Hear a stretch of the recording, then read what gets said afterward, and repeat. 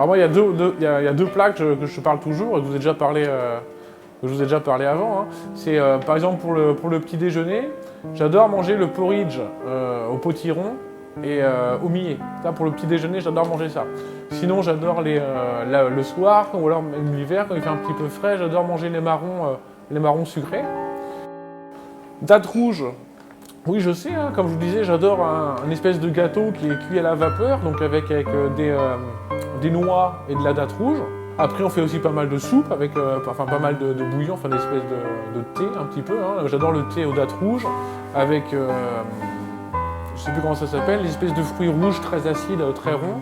Après la date, oui, on peut la travailler. Il y a certaines pâtisseries marocaines ou d'Afrique du Nord qui l'utilisent. Ça peut arriver d'utiliser dans les recettes, par exemple des fruits candy ou des choses comme ça. C'est donc le gâteau qui va être cuit avec la vapeur, avec des dattes rouges et de la noix. Donc déjà ce gâteau-là, ça m'a donné envie de faire un dessert qui a ce goût-là.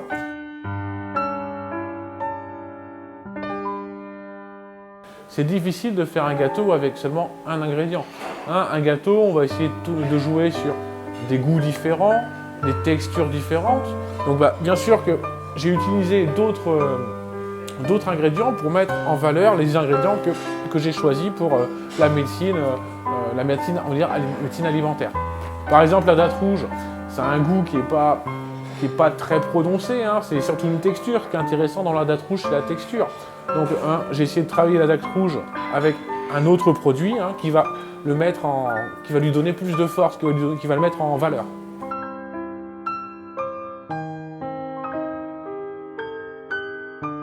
Pour le sang et en plus pour l'estomac, ça donne une impression de satiété. Hein. Donc la date rouge, c'est très bon pour le sang et pour l'estomac.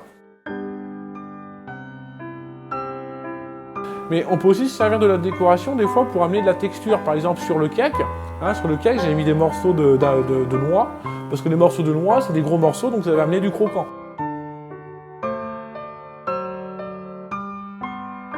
Et les noix, c'est pareil, c'est beaucoup de matières grasses qui sont bonnes pour le cerveau, quoi. Donc, la texture c'est tout ça, ça veut dire qu'est-ce qu'il y a à l'intérieur du gâteau, ça veut dire si ça fait joli, et ça peut aussi ramener du goût ou à des textures. Donc c'est pour ça que la décoration c'est très important.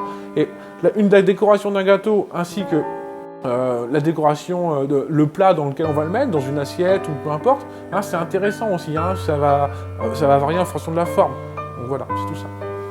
Les inspirations, je pense que toutes les personnes qui créent des choses, que ce soit de la musique ou des gâteaux ou n'importe quoi, je pense que ce qu'on vit au quotidien, c'est ça qui va donner un petit peu l'inspiration, qui va donner envie de découvrir et qui va nous faire grandir en fait. Donc bien sûr que la vie au quotidien en Chine, ça nourrit mon inspiration pour les gâteaux ou pour la vie ou pour tout. Donc bien sûr tout ça, toutes les expériences qu'on vit, ça nous donne des idées pour créer des nouvelles choses. Donc bien sûr que ces trois spécialités ou même d'autres, ça m'a donné envie ça m'a inspiré. Voilà.